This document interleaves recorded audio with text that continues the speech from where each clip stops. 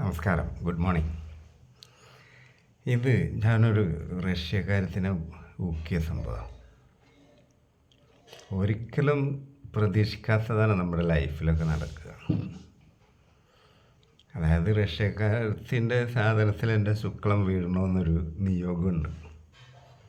അപ്പം ഞാനത് ചെയ്തല്ലേ പറ്റുള്ളൂ. അതായത് ഞാനൊക്കെ വാണമടി തുടങ്ങിയ കാലത്ത് പണ്ട് ഹിപ്പികളുടെ ഒരു പ്രവാഹം ഉണ്ടായിരുന്നു 1970-80 കാലഘട്ടത്തിൽ. അതായത് പടിഞ്ഞാറൻ രാജ്യങ്ങളിൽ നിന്ന് അവിടുത്തെ ജീവിതം എടുത്തിട്ട് ശാന്തി തേടി അല്ലെങ്കിൽ മറ്റെന്തൊക്കെയോ അന്വേഷിച്ച് അവർ ഇന്ത്യയിലേക്കൊക്കെ വരാൻ തുടങ്ങി. അന്നാണ് മരിജുവാന, LSD ഇങ്ങനത്തെ മയക്കുമരുന്നുകൾ, കഞ്ചാവ് ഇതൊക്കെ ഇവർ യൂസ് ചെയ്യും. ഇവർക്ക് ഈ ജീവിതത്തിനോടൊരു വിരക്തിയാണ്. എന്തൊക്കെയോ തേടി അലയാണ്. അങ്ങനെ നമ്മുടെ ഗോവൻ തീരങ്ങൾ, കൊച്ചി, കോവളം ഇവിടേക്കൊക്കെ ഇവരെത്തും. പക്ഷെ ഇവർക്ക് വലിയ റിച്ചൊന്നുമല്ല, പൈസ കുറവാണ്. ഫുൾ ടൈം കഞ്ചാവെങ്കിലും ആയിരിക്കും ഇവർ. അപ്പോൾ ഈ കോവളത്തൊക്കെ നമ്മൾ ചെല്ലുമ്പോൾ നല്ല ചെറുകി നൈസായിട്ടുള്ള ഷഡ്ഡിയൊക്കെ ഇട്ട് ഈ വെള്ളക്കാരത്തികൾ ഇങ്ങനെ ബീച്ചിലൊക്കെ കിടക്കണ കാണുമ്പോൾ ഞാൻ ചിന്തിച്ചിട്ടുണ്ട്, എന്നാണ് എനിക്കൊക്കെ ഇതേപോലെ ഒരു വിദേശത്തുള്ള സ്ത്രീനെ ഊക്കാൻ കിട്ടുക. അങ്ങനെ ഞാൻ ചിന്തിച്ചിട്ടുണ്ട്. അന്നൊക്കെ ഇതൊക്കെ ആലോചിച്ച് വീട്ടിൽ പോയി ഒന്ന് കൊടുക്കും. പക്ഷെ പണ്ട് ഈ വാണടിക്കേണ്ട ഗതികേട് എനിക്ക് വല്ലാണ്ട് വന്നിട്ടില്ല.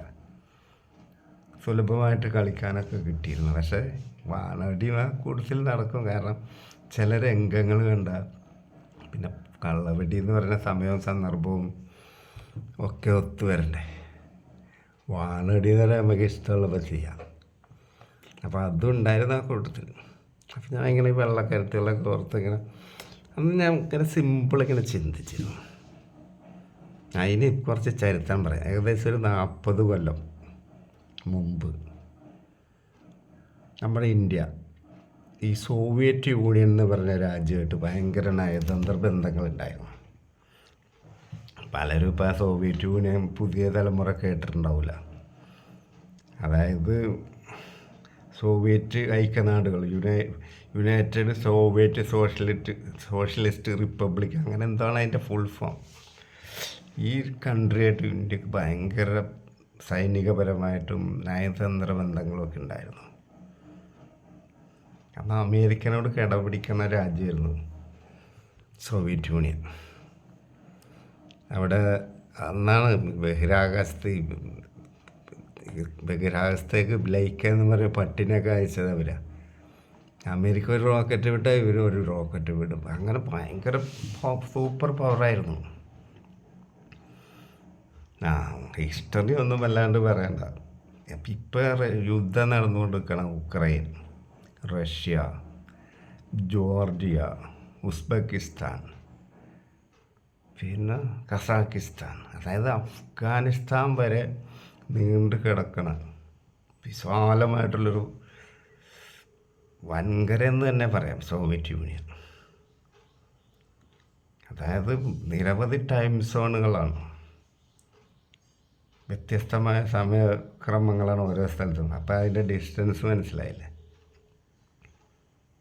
അതേപോലെ ആ ഭൂപ്രകൃതി, ആയിരക്കണക്കിന് മൈലുകൾ നീണ്ടു കിടക്കണ പുൽമേടുകൾ, 10,000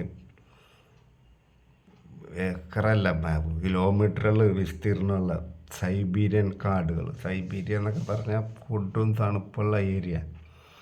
സൈബീരിയൻ കാട്ടിൻ്റെ ഉള്ളിലൊന്നും ഫുള്ളായിട്ടൊന്നും ആൾക്കാരൊന്നും എത്തിപ്പെട്ടിട്ടില്ല. ഈ ആമസോൺ പോലത്തെ ഒക്കെ ഏകദേശം സംഭവമാണ്. കൊടും തണുപ്പ്, മൈനസൊക്കെ വരും.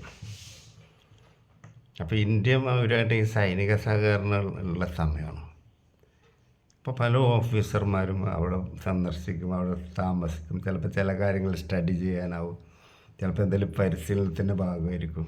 അപ്പോൾ അന്നൊക്കെ ഇവർ പോകുമ്പോൾ ഒരു ഓർഡർലിനെ കൊണ്ടുപോകും. ഓർഡർലി എന്ന് പറഞ്ഞാൽ അയാളുടെ ബൂട്ട് പോളിഷ് ചെയ്യുക, അയാളുടെ ഒരു ബോഡി ഗാർഡ്, നമുക്ക് ആയുധം കയ്യിൽ എന്താ, അയാളുടെ ഒരു അടിമക്കണ്ണ്.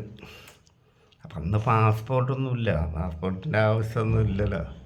പക്ഷെ പെട്ടെന്ന് എക്സ്റ്റേണൽ അഫയേഴ്സ് മിനിസ്ട്രിയൊക്കെ ആയിട്ട് ബന്ധപ്പെട്ട് പാസ്പോർട്ടൊക്കെ വേഗം കിട്ടും. ഇങ്ങനത്തെ ഒരു എമർജൻസി വന്നപ്പോൾ അങ്ങനെ എനിക്ക് എൻ്റെ ഓഫീസറൊപ്പം റെഡ് കോളർ ഓഫീസറൊപ്പം പോകാനുള്ള ഭാഗ്യമുണ്ടായി. അടിമയെങ്കിൽ അടിമ പോകാല. അങ്ങനെയാണ് അവിടെ ചെല്ലണത്. അവിടെ പോകണമെന്ന് പറഞ്ഞാൽ ഇപ്പോഴത്തെ എയർഫോഴ്സിൻ്റെ വിമാനത്തിലാണ് അന്ന് ഡയറക്റ്റ് ഫ്ലൈറ്റൊന്നും ഡൽഹിയിൽ നിന്നില്ല. അന്ന് ഈ പാകിസ്ഥാൻ അഫ്ഗാനിസ്ഥാൻ അതിൻ്റെ ആ റൂട്ടിലാണ് പോയത്.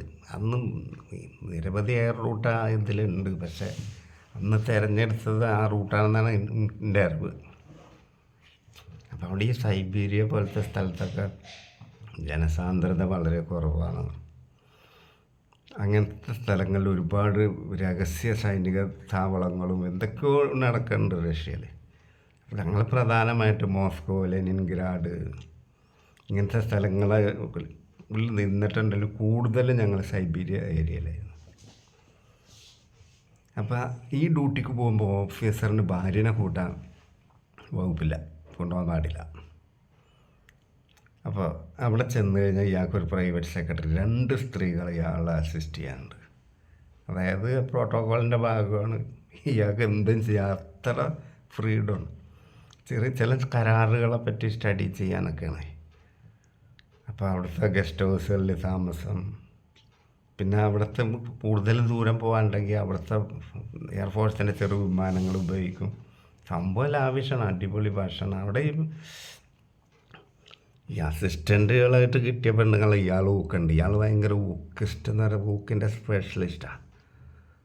എങ്ങനെ കൈകാര്യം ചെയ്യാനൊക്കെ അറിയും. അപ്പോൾ അവിടെ ചെന്ന് കഴിഞ്ഞപ്പോൾ അവിടുത്തെ സിവിലിയൻസായിട്ട് അവിടെ നമുക്ക് മിങ്കിളിങ് തീരെയില്ല. പട്ടാളക്കാരായിട്ട് പരിചയവും ബന്ധങ്ങളായി ഒരു ആളും ഞാനുമായിട്ട് ഭയങ്കര ആത്മബന്ധമായി. ഭാഷ അറിയില്ല. മുറി ഇംഗ്ലീഷൊക്കെ അയാൾക്ക് ഒപ്പിക്കാൻ എങ്ങനെയൊക്കെയോ പറ്റുന്നുണ്ട്. അപ്പോൾ ഇയാൾ എന്നോട് പറഞ്ഞ അയാളെ വീട്ടിൽ പോകാൻ 2 ദിവസം ലീവ് കിട്ടുമെന്നൊക്കെ എന്നോട് എങ്ങനെയൊക്കെ ഒപ്പിച്ച്. അപ്പോൾ ഞാൻ എൻ്റെ സാമ്പിനോട് പോയി പറഞ്ഞ് ഇങ്ങനെ ഒരാൾ പട്ടാളക്കാരൻ എൻ്റെ വീട്ടിൽ വിളിച്ചിട്ടുണ്ട് 2 ദിവസം. എനിക്ക് പോകാനൊരാഗ്രഹമുണ്ട്. കാരണം ഈ ഇവിടുത്തെ സിവിലിയൻസ് ഈ സാധാരണ വീടുകളിൽ ഒന്ന് സന്ദർശിക്കാൻ പറ്റിയ, അവിടെ നിൽക്കാൻ പറ്റിയ അതൊരു നല്ലൊരു അനുഭവം ആവില്ലേ. സാറ് പെർമിഷൻ തന്നാൽ എനിക്ക് പോകണമെന്നുണ്ടെന്ന് പറയുമ്പോൾ അയാൾ പറഞ്ഞു പോയിക്കോളാൻ പറഞ്ഞു. പക്ഷെ അവിടെ വലിയ പുറത്ത് സൂപ്പർ പവറാണെങ്കിലും അവിടുത്തെ സിവിലിയൻസിനൊന്നും വലിയൊരു ആഡംബര ലൈഫൊന്നും അല്ല അന്ന്. അപ്പോൾ ഇപ്പോൾ ഈ യുദ്ധം നടന്നുകൊണ്ടിരിക്കണം റഷ്യയും ഈ ഉക്രൈനും ഈ നേരത്തെ പറഞ്ഞ ജോർജിയ ഇങ്ങനത്തെ ഇതൊക്കെ 15 പ്രവിശ്യകൾ അടങ്ങിയ ഒരു വലിയ ഭൂപ്രദേശമായിരുന്നു ഈ സോവിയറ്റ് യൂണിയൻ. അപ്പോൾ ഈ പോണ സ്ഥലം ലെനിൻഗ്രാഡിനടുത്താണ് ഇയാളുടെ വീട്. അവിടുത്തെ അയാളുടെ വീട്ടിൽ ടൗൺ ഏരിയ അല്ല, കുറച്ച് ഉള്ളിലാണ്, നല്ല വലിയൊരു വീട്. അപ്പോൾ അവിടെ അപ്പോൾ ഇയാളെന്നോട് സർപ്രൈസ് എന്ന് പറയുന്നുണ്ട്. അപ്പോൾ ഇയാൾ 2 days അവിടെ ഉണ്ടാവില്ല. വൈഫിനെ എനിക്ക് ഏൽപ്പിച്ച് തരിക. പാപ്പി ചെല്ലണോടൊക്കെ പാതാളമെന്ന് പറഞ്ഞത്. അവിടെ ചെല്ലുമ്പോൾ ഉണ്ട് സർപ്രൈസ് എന്ന് പറഞ്ഞാൽ ഇയാൾ 2 ദിവസം ഇവിടെ ഉണ്ടാവില്ല, നിങ്ങൾ എൻജോയ് ചെയ്യാനാണ്. എന്നിട്ട് ഇയാൾ പറഞ്ഞൊപ്പിച്ച് ഇത് ഇവിടെ ഇമ്മോറലൊന്നും അല്ല, ഡു ഇറ്റ് മാൻ അങ്ങനെ പറയാം. ഒന്നും പറയാനും പറ്റില്ല, കാരണം ഇവൾക്ക് ഒരു കുന്തം അറിയില്ല, എനിക്ക് റഷ്യൻ ഭാഷ അറിയില്ല. അപ്പോൾ ഇവളെനിക്ക് പൊട്ടറ്റോ ബേസിൽ ഉള്ള കുറേ ഭക്ഷണങ്ങൾ, റൊട്ടി, ഇറച്ചികളൊക്കെ തന്നു. വോഡ്ക തന്നു. അവിടുത്തെ വോഡ്ക പ്രസിദ്ധമാണ്, റഷ്യൻ വോഡ്ക. അവിടെ മറ്റു മദ്യമൊന്നും ആ വീട്ടിൽ കണ്ടില്ല. അത് ഇവിടുത്തെ പോലെ നാരങ്ങ പിഴിഞ്ഞ് പച്ചമുളക് ഒന്നും ഇടില്ല, വെള്ളം തന്നെ ഒഴിക്കില്ല, ചെറിയ ഗ്ലാസ്സിൽ ഒഴിക്കുക, വായിക്ക് കമത്തുക. അപ്പോൾ ഇതിനെ പണിയെടുക്കണ്ടേ. ഇവളെന്നോട് പറഞ്ഞു ബെഡ്റൂമിൽ ഒപ്പിച്ച് ഞങ്ങളേതായാലും ബെഡ്റൂമിൽ പോയി ഞാനിവളെ കെട്ടിപ്പിടിക്കലും ചുംബിക്കലൊക്കെ തുടങ്ങി. അങ്ങനെ ഇവളെ വസ്ത്രങ്ങൾ വരുന്ന വഴിക്കാണ്. അപ്പോൾ സ്വെറ്റർ ഇട്ടിട്ടുണ്ട്, അതിൻ്റെ അടിയിൽ വേറെ ടീഷർട്ട് ഉണ്ട്, അതിൻ്റെ അടിയിൽ ബ്ലേസിയർ, അതുപോലെ സ്കർട്ട്, വലിയ തുടൻ്റെ അറ്റം വരെയുള്ള ഷോക്സ്, ഇതൊക്കെ ഊരാൻ തന്നെ കുറേ ടൈം പിടിച്ച്. ദൂരെ കഴിഞ്ഞപ്പോൾ ഉണ്ടല്ലോ ഇവിടുത്തെ പെണ്ണുങ്ങളെ പോലെ ഒരു ഒറ്റക്കോട്ട മുലയൊന്നുമില്ല, ആവശ്യത്തിന് കയ്യിലൊതുങ്ങനെ മുല. കളറാ സത്യം പറഞ്ഞാൽ ഞാൻ സ്വപ്നം കാണുമെന്ന് വിചാരിച്ചിട്ട് എൻ്റെ കൈമേലൊക്കെ ഞാൻ നുള്ളുക. ഒരു വീനസിൻ്റെ പ്രതിമ പോലത്തെ സാധനമൊക്കെ ആണെങ്കിൽ ക്ലീൻ ഷേവ്, ഇത്രയും വൃത്തിയും വെടിപ്പും, കൈ കഴുകി തൊടണം ഈ പെണ്ണിന്. അതിൽ ചുംബനങ്ങളൊക്കെ തുടങ്ങി ഇവൾക്ക് എന്ത് ചെയ്യാനും ഉറപ്പില്ല. എനിക്ക് അത്രയില്ല, കാരണം ഇത്ര വെടിപ്പും ഒക്കെ ഉള്ളൊരു പെണ്ണ്. പിന്നെ നമ്മുടെ നിരസിപ്പെട്ടതല്ല ഇവർ, അവരുടെ ശരീരത്തിനൊക്കെ ഒരു തണുപ്പ്, അവരുടെ പെർഫോമൻസ്, അവരുടെ സീൽക്കാര ശബ്ദങ്ങളൊക്കെ വ്യത്യാസം. നമ്മളിവിടുത്തെ പെണ്ണുങ്ങളെ കളിച്ചല്ലേ പരിചയമുള്ളൂ. ഈ പെണ്ണെന്ന് പറയാൻ എൻ്റെ അത്ര ഹൈറ്റും വെയിറ്റും ഒക്കെ ഉണ്ട്. പിന്നെ ഈ ഇവിടെ കണ്ട ഹിപ്പികൾ എന്ന് പറഞ്ഞ പെണ്ണുങ്ങളൊക്കെ ഇല്ലേ, അതുങ്ങളൊക്കെ എടുത്ത് കിണറ്റിലെറിയാൻ തോന്നും. ഇതൊക്കെ അത്ര ബ്യൂട്ടിഫുൾ ഗേൾ. 2 ദിവസം ഞാൻ ആ സ്ത്രീനെ യൂസ് ചെയ്തു. ശരിക്കും ഭാഷയും കൂടി അറിഞ്ഞിരുന്നെങ്കിൽ എന്തായിരിക്കും. അല്ലാണ്ട് തന്നെ ഞങ്ങൾ സ്നേഹം പ്രകടിപ്പിക്കുക എന്ന് പറഞ്ഞാൽ കഴിവിൻ്റെ പരമാവധി ചുംബനങ്ങളും കണ്ണിലും എന്താ പറയുക, നമ്മുടെ സ്നേഹം പ്രകടിപ്പിക്കാൻ ഭാഷേൻ്റെ ആവശ്യമൊന്നുമില്ല. അങ്ങനെ അപ്പം ഇതിൻ്റെ കണ്ണ് പൂച്ച കണ്ണ. എനിക്ക് പണ്ട് തുടങ്ങി പൂച്ച കണ്ണുള്ള മനുഷ്യരെ പേടിയാണ്, ഞാൻ നോക്കില്ല. പക്ഷേ ആ പേടി ഈ പെണ്ണാണ് മാറ്റിയത്. അവിടെ മിക്ക പെണ്ണുങ്ങൾക്കും വെള്ളാരം കണ്ണ. ഇപ്പോഴും അവരുടെ മുഖം എൻ്റെ കണ്ണിൽ ഉദിച്ച് നിൽക്കുകയാണ്. കാരണം ഒരിക്കലും പ്രതീക്ഷിക്കാത്തൊരു സംഭവം.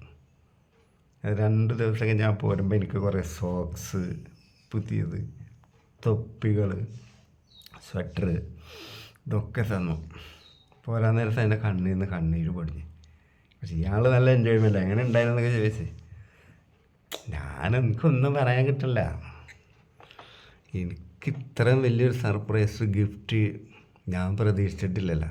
പക്ഷെ അതിന് ശേഷം എനിക്ക് ഇതേ ഓഫീസറുടെ ഒപ്പം പഴയ ചെക്കോസ്ലോവാക്യ, അതിൻ്റെ ക്യാപിറ്റൽ പ്രാഗ്, അവിടെ പോയപ്പോൾ ഇതേപോലൊരു സർപ്രൈസ് ഗിഫ്റ്റ് എനിക്ക് കിട്ടിയിട്ടുണ്ട്. പക്ഷെ അത് ഞാൻ ഒരു വീഡിയോ ചെയ്തിരുന്നു. 3 രാജ്യത്ത് ഞാൻ അദ്ദേഹത്തിനൊപ്പം പോയി. ഫ്രാൻസ്, അതിൻ്റെ പാരീസിൽ നിന്ന് മാത്രം ഗിഫ്റ്റല്ല, ഞാൻ ഒപ്പിച്ചതാണ്. അത് ഇനി ഒരു വീഡിയോ ആയിട്ട് തന്നെ ചെയ്യാം.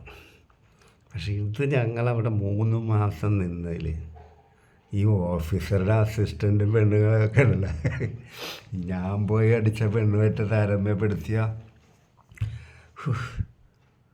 ഇരട്ടി സൗന്ദര്യം. ഇയാൾ എന്നോട് ചോദിച്ചത് എങ്ങനെ ഉണ്ടായിരുന്നു, എല്ലാം പറയാൻ പറ്റില്ലല്ലോ. അടിപൊളിയായിരുന്നു സാറേ. എങ്ങനെയുണ്ട് അവിടുത്തെ പെണ്ണുങ്ങളൊക്കെ? ഞാൻ സൂപ്പറാണ് പറയും. എല്ലാം നടന്നാ ചോദിച്ചേ. അപ്പോൾ ഞാൻ ഒരു സിരിയിൽ ഒതുക്കി. കാരണം ഇയാളതിൻ്റെ സ്പെഷ്യലിസ്റ്റാണ്. 3 മാസം അവിടെ നിന്ന് മുതലായി എനിക്ക്. അയാളുടെ ദിവസം നോക്കിക്കോട്ടെ ഓഫീസർ. എനിക്ക് ആ 2 ദിവസം കിട്ടിയത് അയാൾക്ക് കിട്ടിയതിൻ്റെ ഇരട്ടി സുന്ദരിയാണ്. അതാണ് ഭാഗ്യം മക്കളെ. ഒരു 1.5 മുതൽ അതേപോലത്തെ ഒരു പെണ്ണിനെ ഈ നാട്ടിൽ കാണിച്ചു തരാനില്ല. ഈ കണ്ണ് ശരിക്കും ഐശ്വര്യ റോയിൻ്റെ കണ്ണില്ലേ, സെയിം അതാണ് തോന്നണത്. ഇവിടെ അങ്ങനത്തെ ഒരു പെണ്ണില്ല, പറഞ്ഞു തരാം. അത്ര സുന്ദരി. അല്ലെങ്കിൽ റഷ്യയിലെ പെണ്ണുങ്ങൾ ഭയങ്കര ഭംഗിയുള്ള പെണ്ണുങ്ങൾ, പിന്നെ അജാനുബാഹുക്കളാണ്, പൊക്കവും തടിയും ഒക്കെ. ഏതായാലും അതിൻ്റെ ലൈഫിലൊരു എക്സ്പീരിയൻസ് ആയിരുന്നു. പിന്നെ അത് കഴിഞ്ഞാണ് ഈ സോവിയറ്റ് യൂണിയനൊക്കെ, ഗോർബച്ചേവിൻ്റെ കാലത്ത് സോവിയറ്റ് യൂണിയൻ ശിഥിലമായി, ഒക്കെ വേറെ വേറെ രാജ്യങ്ങളായി. അതോടുകൂടി അതിൻ്റെ പ്രതാപകാലം അസ്തമിച്ച്. എന്നാലും ആ സൈബീരിയയും സ്റ്റെപ്പികളും പുൽമേടുകളൊക്കെ അവിടെ ഉണ്ട്. റഷ്യ ഒരു ഭൂമിയിലൊരു എന്താ പറയുക, ഒരു വിചിത്രമായിട്ടുള്ള ഒരു ഭൂപ്രദേശം. എല്ലാ സ്ഥലങ്ങളും അവിടെ ഉണ്ട്. ഇത്ര വിശാലമായിട്ടുള്ളൊരു രാജ്യം ഇപ്പം ഇല്ല. ഇപ്പം തമ്മിലടിക്കണം, തമ്മിൽ ഉക്രൈൻ റഷ്യ. ഇനി അടുത്ത വീഡിയോയിൽ കാണാം. നമസ്കാരം.